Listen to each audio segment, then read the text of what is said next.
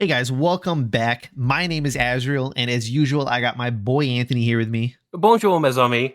And we're Accursed Brew, and today we're gonna have a conversation about Clair Obscur Expedition 33. Now, our a conversation about series is in essence just like a tool that we use to give a soft review about a game.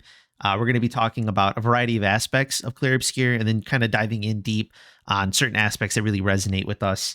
Now, this video will be full of spoilers, so if you have not beat the game yet, please bear that in mind as you go through the rest of this video.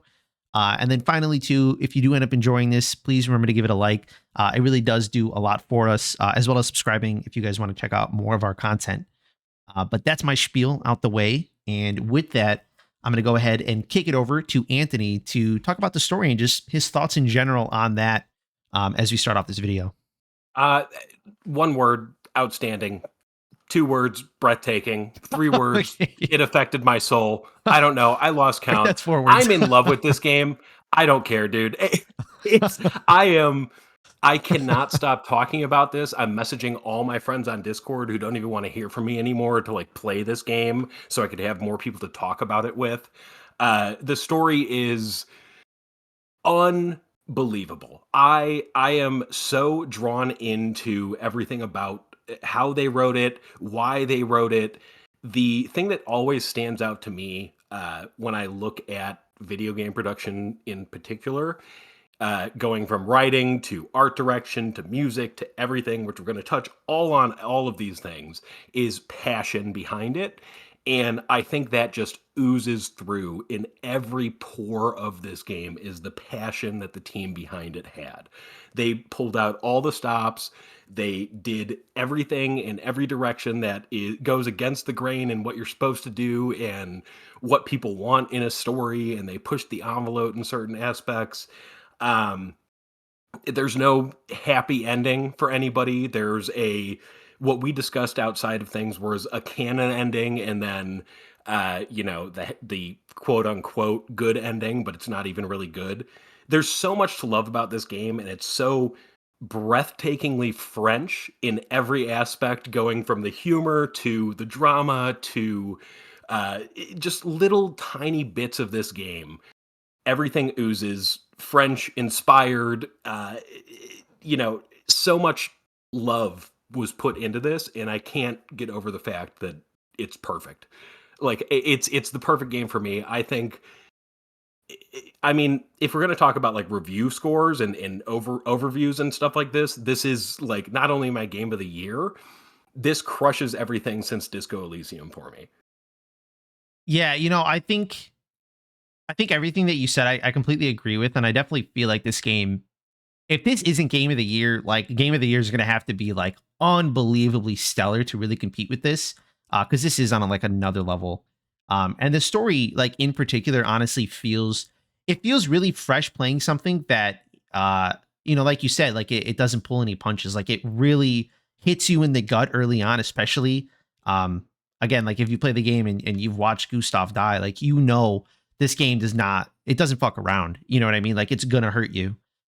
When it comes to like sort of how Versal's story sort of ends with, in our eyes, the canon ending being Mael getting her way, like it's just like awful, and you see that at the end with him playing the piano and everything, and how like deep that is, his constant like asking to die, or not even necessarily to die, just to not exist anymore. Like he just wants to disappear, and her not giving that to him.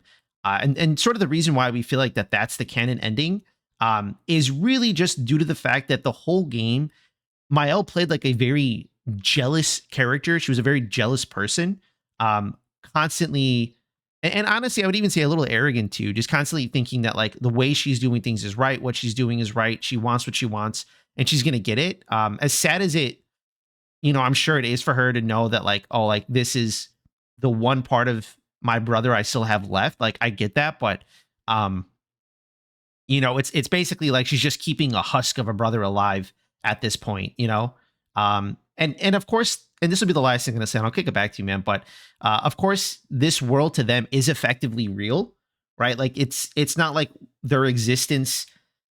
It's not like they don't have like their own autonomy or their own like they feel like real people. in this. You know what I mean? Like it doesn't at any point there was no giveaway that this place was fake based on like the way the characters feel or like their lives that they live and the relationships that they have. Like it feels very real. So it's not like you can't have a fulfilling life in here, regardless of not really being real. But um, it's still there's something still to be said about not really existing, I guess. And that's something that I think we'll touch on more towards the end of this video is existence and sort of the deeper meanings behind the story that we kind of take away. But um, yeah, I don't know. Like it's just making me depressed just thinking about it, dude. Like it's just sad, like kind of ultimately how things come to a close in this.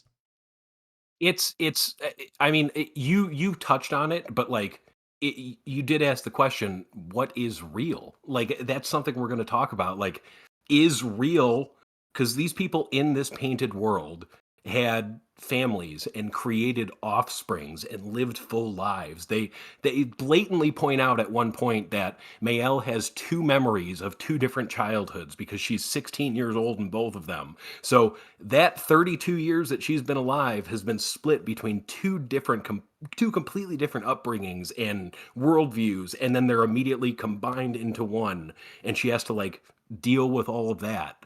So there's so much that this goes into about what is a soul, what is real, who is like, when do you let go with loss and let go of something that is giving you comfort but is hurting who you love. There's so many aspects of this story that I love so much, and we'll touch on it when we wrap up of like why it connected with me so much. But I don't want to get too much into that.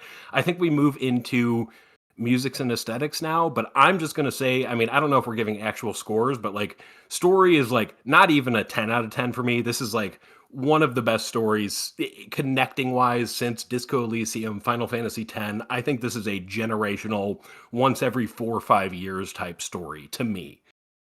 Yeah, I agree with that, man. I definitely think that this is not something that you're going to see done again, like anytime soon. Or if it is, like, it's going to be truly like fucking insane. You know what I mean? Like, if we do see another story that resonates with us to this extent, it will be, it will just be like an insane piece of work. But yeah, the story, it's exceptional. Um, it's something that I really think you owe it to yourself to experience, right? Like I think you need to have that firsthand um relationship with it to really see the depth that it takes you. Because there's only so much that us talking about it can really sort of describe. And I Did it? understand. Well, I'll say one more So thing. so sorry. Yeah, yeah. I'll say one more, yeah, and then I'll give it back. But at the top, I said this is kind of like a soft review, and this is what I mean by that. Like, I don't want to get super in depth about like all the different aspects of the story and things like that, especially in a game like this, because I think you need that connection for it to resonate with you. Do you remember what you were saying when I jumped in? Like right before? I was talking about how it's something you have to like experience, and then I got into like, oh, I was gonna say it was like, yeah, right before that, I was just saying this is something you need to like sit down and play through and experience because it is like it'll there's really only one way to engage with how deep the story is, and that's to like I've done it firsthand. Yeah, we could pick back up now because even that did not help me. I have no idea what I was going to talk about. Let's talk about music and aesthetic. It's fucking awesome, dude. Uh, we're bad at this whole video thing, but I can tell you I can keep moving the plot forward. Music and aesthetic, brother. For real though, like all jokes aside, uh, I know I said 11 out of 10 for story, 11 out of 10 for music. I'm already listening to this soundtrack and certain songs like while I'm studying or editing or working on stuff outside of things. It reminds me of like Chrono Trigger's soundtrack, soundtracks that I grew up on, like Lord of the Rings stuff, very orchestrated, beautiful, dramatic, drawn out melodies that go back and touch on motifs from previous songs and previous points to really tug at your heartstrings. I think the music and the aesthetic work together to benefit the story and drive everything forward and make you feel even more connected and uh, addicted to this world and learning what's going on.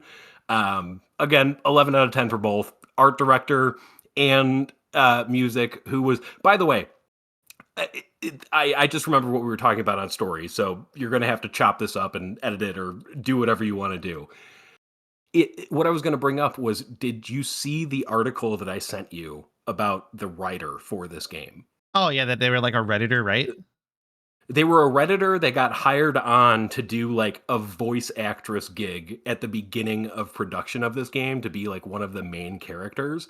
And then what with this super small team at Sandfall working with her, they were like, "Hey, she's had some good like ad libs and stuff and stuff in the story that we haven't thought about. Let's bring her on." And she ended up being the main writer on this game as just a redditor who answered a French ad to be in like a beta build of this game. And I think that's so magical, dude. Like this game should not have worked with the team. They like how small the team was. They got the music guy off of SoundCloud. They got their lead writer off of a Reddit post for a voice actress. Like it doesn't make sense that it ended up being this wonderful, but I keep falling back on it's just because of passion. They had like a driving force behind them to make something magical and they really did it. Yeah, I think passion definitely hits on the like what makes it so meaningful and like why you should really be going after certain people, right? Like I think bringing that individual on to do voice acting and then taking the time to like actually listen to what they have to say and be like, you know what, like you actually fucking cooked. Like that was really good. Is what I mean, I don't know the conversation they had internally, but I would imagine it was something to the effect of that, right? Like, this is like, stellar work. So much so that we want you to do this instead. But yeah, it's just really it's just really something special to see like these individuals from like completely disparate places that you wouldn't necessarily expect to kind of find people to do these roles, right? Like if you're thinking of somebody to lead like the sound of a game, you're probably going to like someone who's pre-established, right? But giving this individual that chance I think is like exceptional. But to speak on it like specifically like the music as a whole, I think you hit it like on the head, dude. Like it's like this is music too that like I'm just playing in the background as I do other things. I love the cross genre sort of like uh um music that like they throw at you. Like some of the pieces you're gonna hear like a really sick guitar like solo or like string kind of in the background. There was that one song you sent me that like transitioned into jazz. You have the more traditional kind of like French sounding music that you would like sort of expect, I guess. Dude, the mime battle theme goes so hard. Yeah, like it's insane, dude. Like shit like that is like so good, and I don't know. It's just something special. Is really what it is. It's a culmination of a bunch of things that like probably on paper didn't sound like much, or you probably wouldn't give too much like credit to. But then when it kind of all comes together, you're like, wow, like this. It's just again like these disparate things that like make like what is otherwise like a really great piece of work.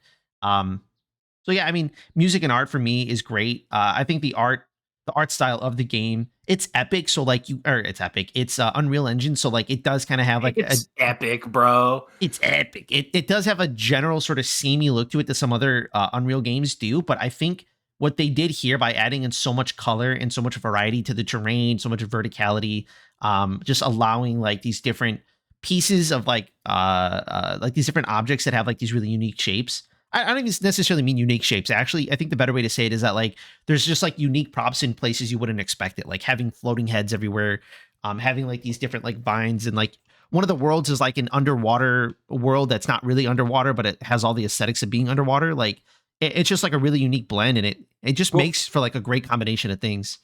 specifically on that underwater world, it's what amazes me is if you look at it from like a filmography standpoint or whatever the word is. I didn't go to school. Um, you look at it from like when you're filming something, the particle effects in the world up to that point have been rose petals, flower petals, little bits of light or chroma that have gone like in between the screen and like worked with motion blur and stuff. The effect is really interesting. But as soon as you go into the underwater quote unquote world, those particle effects that float in between the screen become bubbles and they look like oxygen bubbles popping up like underneath like the little thought that they had to do that, and then they do it in so many other worlds and have so like the particle effects change all the time, little things change all the time to just like make you feel like you're enveloped in a certain world, and that stands out so much towards the end of the game when you're climbing up the monument, going through these sections in like an hour and a half very quickly that are all the areas that you've gone through in the game so far. And you could see the different biomes and areas and effects. And I haven't stopped so much in a game in so long and just looked around me and taken in the area around me and the music and the setting and the lighting. It's beautiful and it runs great for Unreal. Like I had no crashes, no issues, which is unheard of with Unreal. Yeah, no, that's very true. I my the performance on this game is like bar none, dude. It's super clean. Um, but yeah, I mean, I don't know. It's just something. It makes you think like when you see so many Unreal games like look the same, like very much the same. You think to yourself like, oh, maybe that's just like a limitation of the engine. And then you have people like this come out and they just drop a banger, and you're like, okay, you know what? Like, I don't want to necessarily say it's like lazy, but like there's definitely like some effort that was probably put elsewhere and not necessarily in the art style. But I'm glad that this is, we were talking about this before we started recording. Like, I wonder how long they're like, uh, man, I can't think of the stage of development even now, but we're Like basically just, pre-pro, like when they're drawing like the concept art and stuff. no, when they're like optimizing the game and just making it run Oh, well. oh yes, yeah, post-production, yeah. Yeah, like that. Like when you're just sitting down and like all we're doing now is just like bug fixing, optimizing, things like that. I mean, damn, either they were like, cooking like as they were going along, or they had like a really nice amount of time to sit there and I don't know, and just like really optimize the game, make it really run well. I don't know. It's just weird when you play like all these games nowadays where they just run like garbage, and then you get one that runs like super good, no crashes, no nothing. It's just And it looks that good too. That's the thing is like for it to look that good. And when I say I could run it on Epic on my machine, if you're not familiar with the channel, I don't have like a top of the line machine. It's very mid level, like what you would have built like 5, 6 years ago. However, it runs at Epic for 90% of things, besides a few. I had to adjust like shadows and global luminescence, I think, were the only two things I had to adjust from Epic to like high. And then the game ran still at 90 frames per second, wonderful the entire time. I didn't have any issues. For that to happen in Unreal Engine 5 on my machine is unbelievable, especially with how good this game looked. Like it didn't look rough to get to run on Epic. Like it's not just because it's like it looks like a game made in 2015. No, it looks modern as hell. yeah, no, totally. It definitely does. And it's just really nice to see. Is really the point that we're trying to say, is that it's just like a breath of fresh air, is really what it comes down to. But yeah, I mean, with that, the next piece is going to be the combat. Um, man, the combat in this game. So like, I think what I'm going to do is I'm just going to sit here and preach, and I'm going to let you preach because I think that we both have like a lot to say about it. And we both played on like the standard, whatever the recommended difficulty was, right? Like we didn't change it from like what the cursor started at. Yeah, exactly. Whatever they said was, Whatever, I think it's Explorer, I believe, is what the difficulty is called. yeah, So exactly. normal, quote unquote. But yeah, I mean, the combat in this game, man, I'm not a big fan. Well, okay, I take that back. I can get down with some turn-based combat for sure. Like I'm not like against that at all. Is it my preferred way to play games? Like not really, because I think I find myself sometimes getting to the point where I almost feel not an obligation because the game gives me an obligation, but like a self obligation to just kind of grind and get pretty strong so I can just click through, like button smash my way through combat in turn-based games. Because it Do just you? ends up. Oh, go on. I'm so sorry. Do you mind comparing it to Rebirth? Because Rebirth is one of your favorite games, and I trust your opinion on Rebirth when it's talking about like JRPG or JRPG. J. Um, but I trust your opinion on Rebirth when it comes to JRPGs because I can't put in the time to Rebirth that I need to like actually appreciate it. So like compared to Rebirth, like what do you feel? Because I feel like it's two completely different types of combat for like the same type of player. Yeah, we were talking about this a little bit before, right? Where I think Rebirth combat, I think early on in the game is very much just kind of, it is that button mashy, just kind of throwing everything at the wall, and like everything sticks, everything is good, everything works. Like you really can't go wrong in that game. I think the biggest thing is that there's some like challenges that you have in Final Fantasy VII Rebirth where it's like, oh hey, don't get put to sleep or put them to sleep or like that's the only time that like you really have to think about what you're doing. And that's for the vast majority of the game where it's just pretty nonsensical. Like there's not much importance to like kind of how you handle yourself. Whereas towards the end of the game, I definitely think the combat in the game gets a little bit more like you got to be a little bit more mindful because the fights start to get harder. And really, all I mean by that is like the Chadley's like fights that he has where you're playing as like different characters and fighting like different characters and stuff like that. Like those challenge missions that he has, like at that point is when it gets very like you have to be very methodical with how you're approaching it. At least that's what how I felt when I was doing those challenges. But that's like end game. That's like the last fights before you put the controller down and go play something else, right? So I mean, like make of that what you So will. so what do you feel? I'm so sorry. No, no, go on. What do you feel like strategizing wise? Which game? Because to me, I didn't get to the end game stuff, which is where you say Rebirth really takes off with like where you have to plan out things. But I felt like the build variety and how the characters have different mechanics and stuff in Expedition 33 was so different.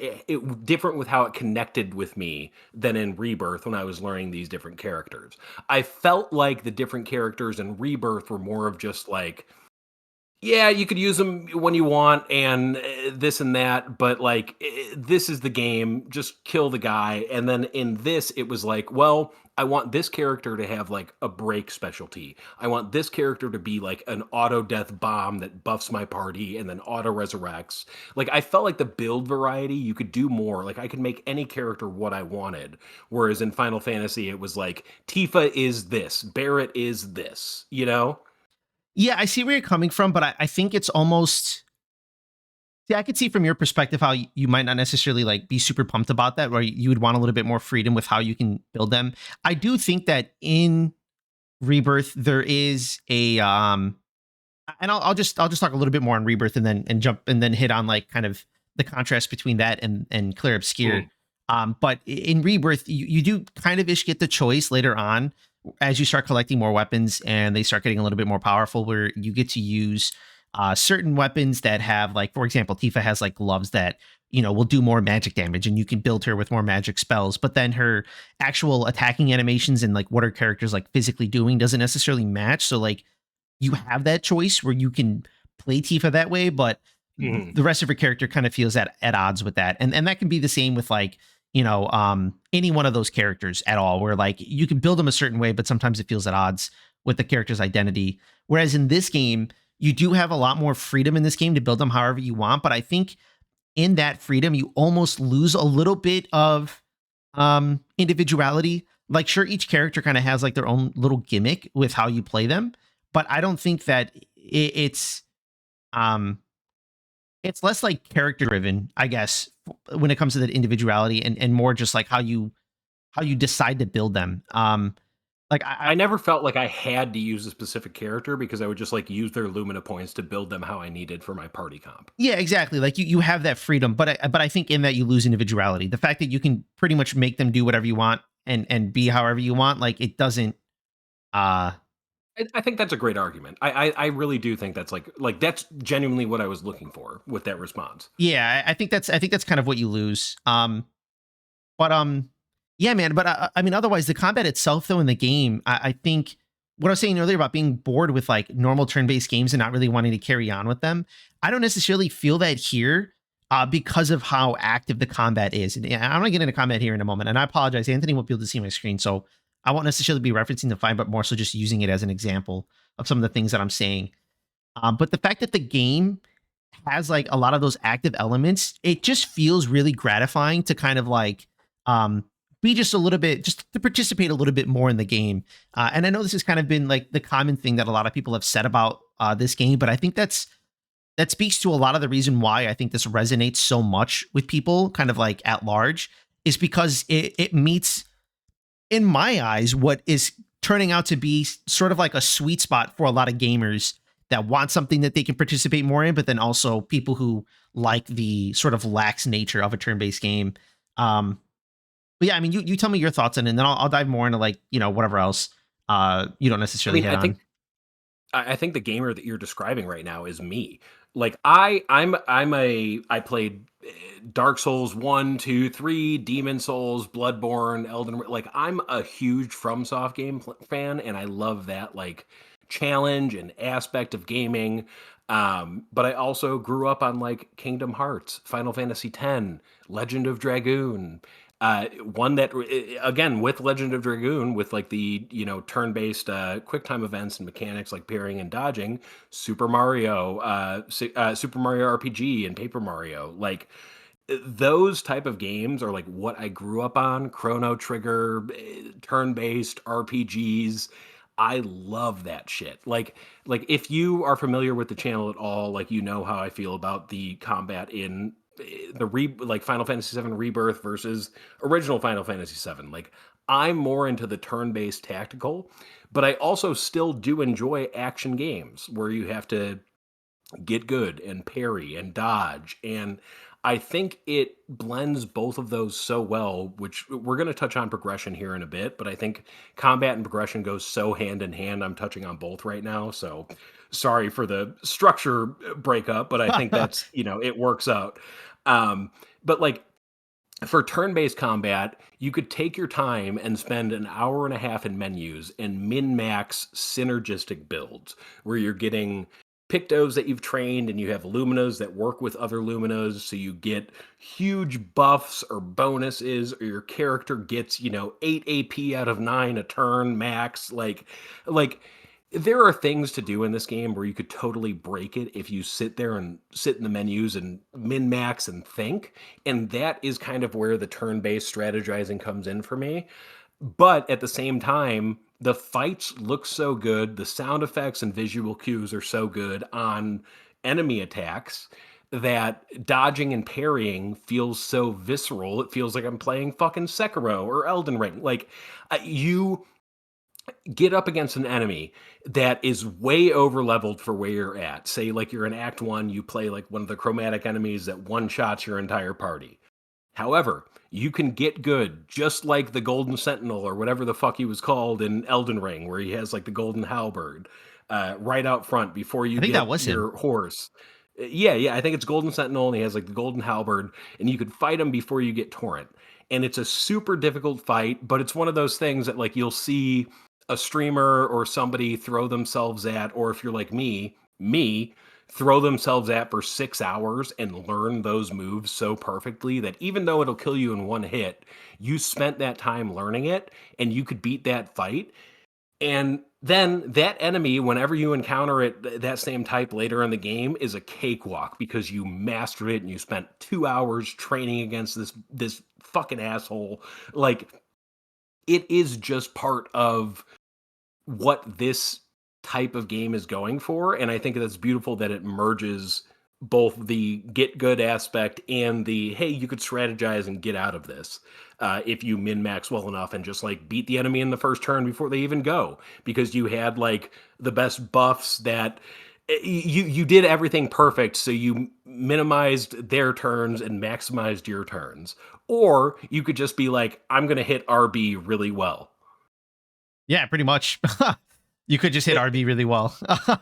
Yeah, like it's very much like it's for every type of player, and I appreciate that. And I think if you're like me, which is a very weird place to be in what you prefer in gaming, this is like made for you. Where I love Elden Ring, I love Dark Souls, but I also love Persona. I love Shin Megami Tensei. I love Final Fantasy X.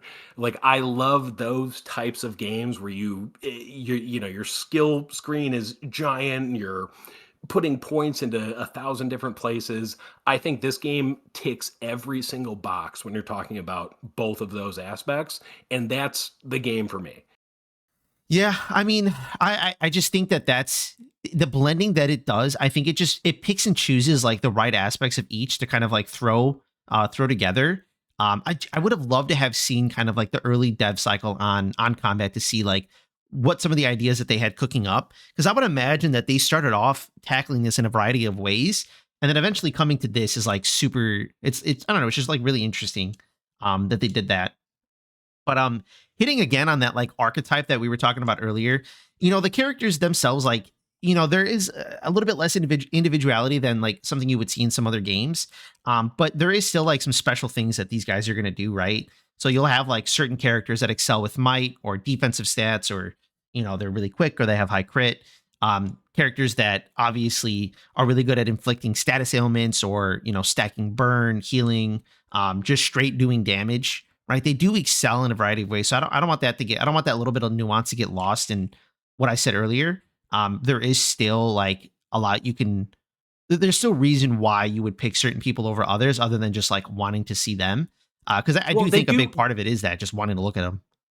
they do have like very specific mechanics for them, like Verso's with his like ranking up to S rank, Monaco's with his wheel. See, I don't know, because I feel like we use different characters for our playthroughs, like we had different experiences, but I didn't use Mayel.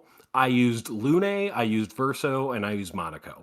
That was my like main three team at the end. So each of them had like very specific ways to play. Like I was like balancing like, okay, where is the wheel going to land on Monaco? How am I going to get to S rank fastest in Verso? Or how am I going to use like, he's on C rank, I should use this skill right now before I rank up. And then Lune was, I'm building up this specific stain. I have these spells planned out ahead of time. Like it was a very unique experience for me for each different character. And when I would switch out certain characters, I would have to relearn a whole new game. Like I feel like we were messaging each other about CL the entire time. Like I don't know how to use her. Like I Yeah, don't dude, know. I I had don't no know. idea. I just didn't use her, to be completely honest with you. I instead of I Monaco, I used my, go on. I was just gonna say, but like I just to push back on that a little bit, because I do agree with you, but I do think that each character did have a very specific, like you said earlier, like a gimmick, but like they were well done, to make them actually feel unique in combat, and like to have different priorities in combat for like turn order, or this is it, like always I'm going to use like an item on this turn, or have this weapon that gives you two base attacks on this character. Like there was a lot of variance, and I think that like it made it like super free to like build the characters how you wanted. Yeah, I think kind of where my head goes, and I don't disagree with any of what you said. I think that there's probably a little bit that you could take away from each perspective, but I think kind of where my head goes is that because everybody has access to the same Luminas, and they tend to be like such an instrumental part of the game next to your weapon, um, and really kind of gearing the sort of playstyle that you're going for. You oftentimes can build like really similar characters if you really wanted. And I think in that, like, you still have your archetype, but like you then have like the customizability of them being very similar to one another. And Just have again, three machine guns and melt everything in your path. yeah, I mean, you could realistically, and Yeah. I think really, to kind of lean back on that comparison between like Rebirth and this game, I think where you start to see that variance between the level or the depth of individuality is when it comes to like the specific animations that the characters have. And I think that that's really where Rebirth stands out. Cause like I was saying with Tifa, like you could build her to do spells, but like she doesn't play like that. She doesn't feel like that. She's really quick attacks. Yeah. She feels like she's in and out. Like, you could go melee with Barrett, but like Barrett has a fucking gun on his arm. You know what I mean? Like obviously some weapons take the gun off. I don't think they take it off actually. I think they just give a melee component to it. Yeah, like everybody just feels like they fit into those roles like more specifically. I don't necessarily think there's a right or wrong answer to it. I think if the game caters, if the progression systems, the customizing systems and things like that really cater to the individuality that the characters do bring to the table, and they maximize on that, then you're left with what in this case is like a really good product where everything kind of blends really nicely with one another. And as much as you can kind of have the exact same build for everybody, more often than not, you don't want to do that. You know what I mean? Like a lot of my like Lune like Luminas are specific to building up fire and getting AP from fire and doing more damage to fire people, stacking fire, making it last longer. Like that's specifically what it is. Verso is just like quickly getting to break so I can get my S rank, and then I can start casting my AoE spell. And then, my L, I'm just shooting people and attacking them for like a shitload of damage. You know what I mean? Which were the three characters I mainly played in this game. And then obviously Gustav before Verso shows up. Um, I don't know. I mean, like, there's just so much that you can kind of sit here and dissect about the combat. I think the last thing that I'll say is the AP system. I'd like to get into. Oh, actually, you know what? One thing I'm going to hit on very lightly, and then get into the AP because I do like the way they handle that, and along with the gradient as well. Is that buffs in this game and debuffs honestly feel pretty fucking useless. I think the only good debuffs are breaks and like ice, and then the only good buff is um, I don't actually know if there's any good buffs. To be honest, they feel almost complete. Like I don't even I notice them at all. Like Rush, I I I don't notice noticed it. I noticed powerful and greater powerful. Rush, I did look up the exact stats because we were talking about it. It's a 25% increase to your speed. However, uh, late game with how you leveled, because what level were you at when you were doing the side content in Act 3? Like 84? Oh, I did some of it at 70, and then when I got to the hands, I grinded them out until I got to 80, and I pretty much done everything from 80. I'm almost 90 right now. Okay, so like at that point, the stats aren't going to make that much of a difference. However, the luminas that you combine and synergize at that point when you have 250 lumina points per character, it does 100% break the game. We were talking about how we thought like the progression with the 9,999 damage cap should have been a little bit further than the end of Act 2 because it kind of breaks the story in Act 3 if you go straight through story. But you need it to do the side content in Act 3, so it's very complicated how you could balance it. But for both Azrael and I, we were like, I don't know about you specifically, but I was like skipping turns to finish the fight to see more attacks from the final bosses and stuff. You know what I mean? Like I wanted to see more of the fight, so I would like not even attack because I knew I would kill him the next turn. Yeah, I feel that. I can't say that I necessarily did that, but I definitely could see myself, potentially having done it because some of those boss fights, I mean, shit, dude, like they would go by real quick. Just because it's a I good mean, I pairing was of different doing stats. Yeah, I was doing like a million damage on the first turn with my L just with her gun. Yeah. So like all the enemy fights in the story at the end, I wouldn't even get to my second character. I was just like shooting with Loon or Mael. Whoever would like go first was like they would completely wipe the enemy the first turn. That was the entire last area for me. So it really took like the quote unquote epicness of the last area out of it. Um, but it's hard to balance because you need to be able to give people the opportunity to go clear side content before they finish the main story. But I think the scaling could have been done better.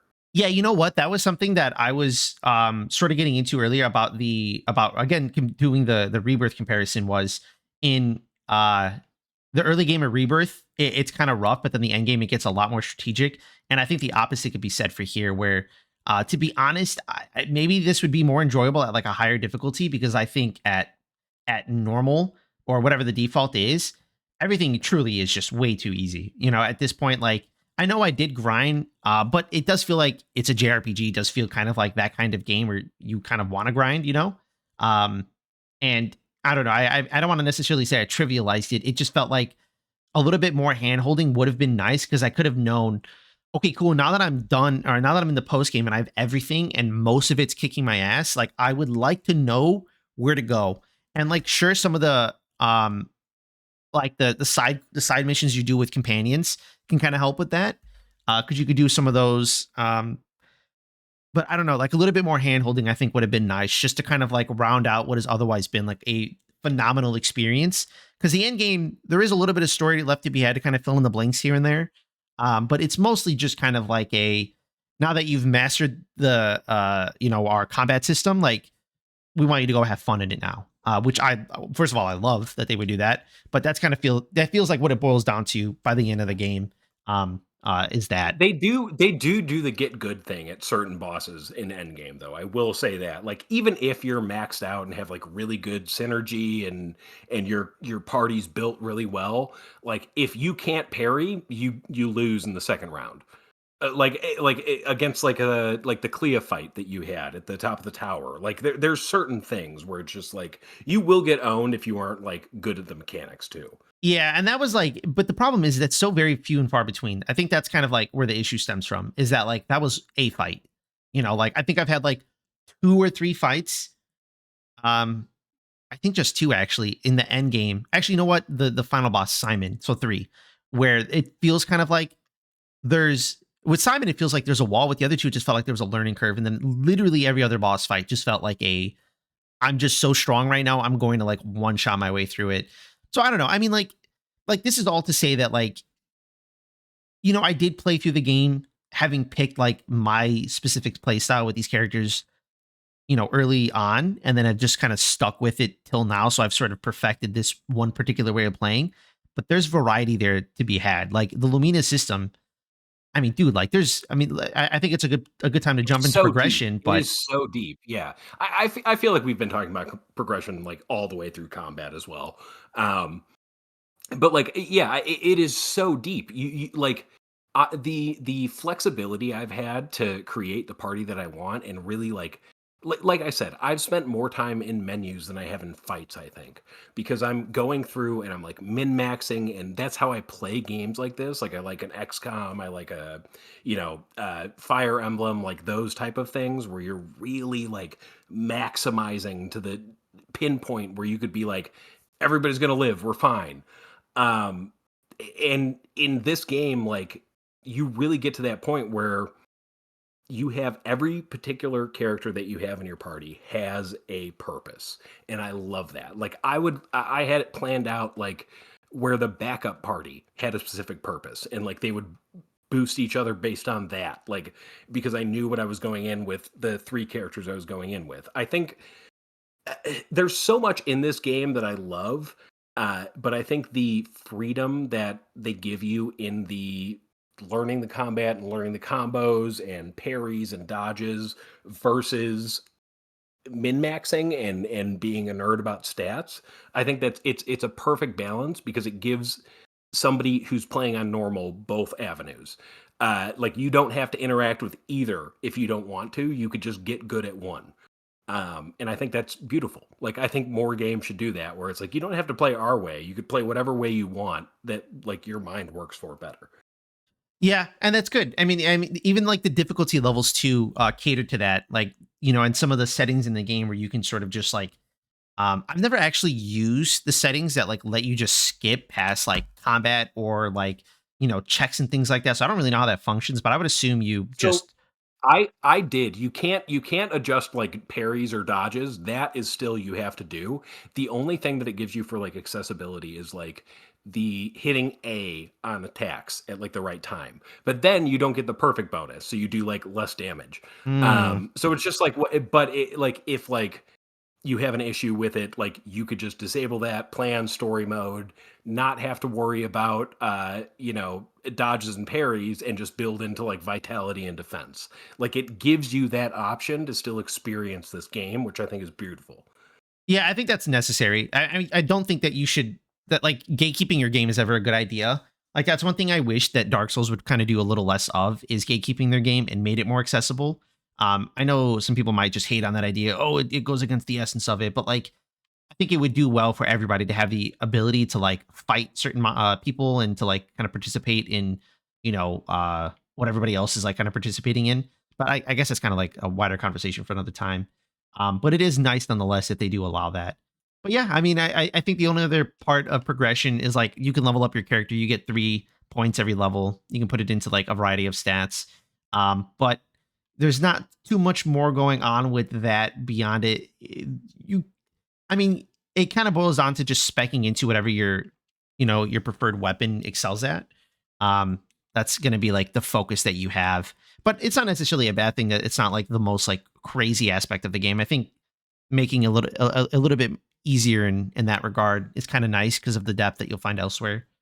Um, but man, I think I mean, I guess there's a bunch of other little things about progression we could hit on, but like I'm not trying to just sit here and like say, hey, here's all the mechanics of this or that and blah blah blah. Um, is there anything else that you wanted to hit on in regards to that before we jump into the final section? Not unless it's going to be a 7-hour video. I think we're good to move on to miscellaneous thoughts, which I'll just jump in real quick. We're just going to touch on a few things. I think you everybody can tell like we both love this game. I'm giving it a 10 out of 10. I don't know about you, but Yes. it's a 10 out of 10 for me. a gaming experience that's once in a generation, and I think that uh, even if it's not your type of game, you should check it out because guess what? It's on Game Pass. And guess what? Even if you don't have Game Pass or you stand against it, it is $45 right now on Steam, $50 without the sale. And if it doesn't grab you within the first 2 hours, you can refund it. I do, however, think that the first 2 hours are going to grab you like not many games do. So I would suggest like trying it out. It's on Game Pass. If you got Game Pass to play the Oblivion remake or remaster, whatever you want to call it, the Oblivion remaster, you could try it out right now. If you're going to be playing the new Doom on Game Pass in what is it, 7 or 8 days, you can play that. Like it's there. You should try it out. If you don't like it, it's not your thing. It's not your thing. But I do think that it's going to connect with a lot of people in very personal ways, just because of how uh, genuine it is. It's made with passion. People wanted to work on it in a very small studio that again, we'll touch on this. I have a bone to pick with a lot of online commenters right now, but we'll get to that later. But Expedition 33, 33 people and a dog. Like it really is a genuine indie double A game that is available for under $50 as opposed to Mario Kart that's going to be fucking $90 coming out and Microsoft raising the prices on their consoles even though they've been out for 4 years. Like there are things to think about greater than in the industry, and I think this is something that should be rewarded to encourage the industry to grow in that direction, where smaller studios like this can create a game that connects with a lot of people and has passion behind it and has a team behind it that really cares about what they're making, as opposed to very corporate bullshit. Go check the flags and get the Assassin's Creed things and da da da da da. I'm calling out a very specific company here, but it goes for a lot of companies. Yeah, I completely agree, man. I think we're currently right now gaming is in like a weird spot as we transition out of the post COVID, like actually as we transition into like a post COVID like kind of landscape. Like, what does that mean for the widening gamer or gaming arena? Like, what are devs going to be working on? What does production pipelines look like nowadays? How much staff do we really need? Especially too with some of the tariffs that are going on, how that will negatively affect things, right? Like that's a big part of why Nintendo kind of pulled the plug on increasing costs. We all saw this coming, right? Anybody in the gaming industry saw it, and we knew this was happening a mile away. But it's insane to see that not only do we know that, and do we see companies pulling the plug on it, making it happen, but then something like this, like you said, coming out in spite of all that and sort of, working against like the flow of like the way things typically are and delivering an insane product at like an incredibly good rate.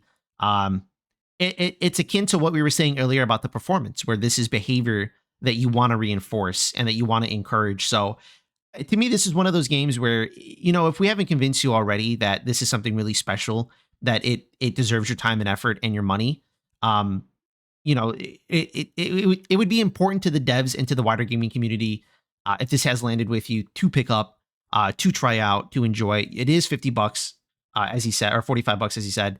Obviously, you have Game Pass at a lower rate, and then if you do end up not enjoying this, I mean, you have a variety of other games on Game Pass to check out instead. So, but with that, I'm gonna kick it back to Anthony so he can give us his final thoughts on the game. The thoughts doesn't really mean anything. I was trying to put some emphasis where there is none, but the kicking does. He's trying to be fancy. Yeah, I mean, in general, like this game, like connected with me on a very deep level. We've been alluding to this through the entire video. Like, it's gonna be some big, personal connection with this game, and it really is. Like, I'm not lying to you. This game connected with me like to my soul. Like, it really kicked me in the soul. If you're really thinking about it, like just the fact that the devs thought to have Lune fly around and glide around with her feet facing the camera, no shoes. The It no just shoes. I'm so grateful for what Sandfall did for me. They provided years and years and years of material for me. Jesus, So dude. we're gonna I just want to say, like, not only 10 out of 10 game, like 11 out of 10, it's sticking with me. It's kicked me in the soul. Dude, it's 10 toes out of 10 toes, dude. 2 out of 2 10, feet. 10 toes out of 10, 10 toes up. I give it 2 legs out of 4 appendages. Just an amazing game. I don't know, dude. There's a joke there somewhere. I'm not hitting it. Um, but yeah, no, dude, it's exceptional. They definitely there's definitely a bit of fan service in this, no doubt. I don't know, man. It's a really great game. You know, if we haven't convinced you at this point to check it out, which isn't necessarily the point of the video, but I think we've done a good job of trying to convince you. And if we haven't, then you're soulless and heartless. But this is definitely a game that's worth your time and effort, and especially encouraging this type of behavior from devs in general. I think is going to be really important, especially now of all times in the scene. It needs to be done. So with that said, I hope you guys have enjoyed your time with us. You guys have enjoyed this video. Like I said before, please give it a like if you guys did. Subscribe if you guys want to check out more. But I'm still madly in love with you guys, and I hope you guys have a great day.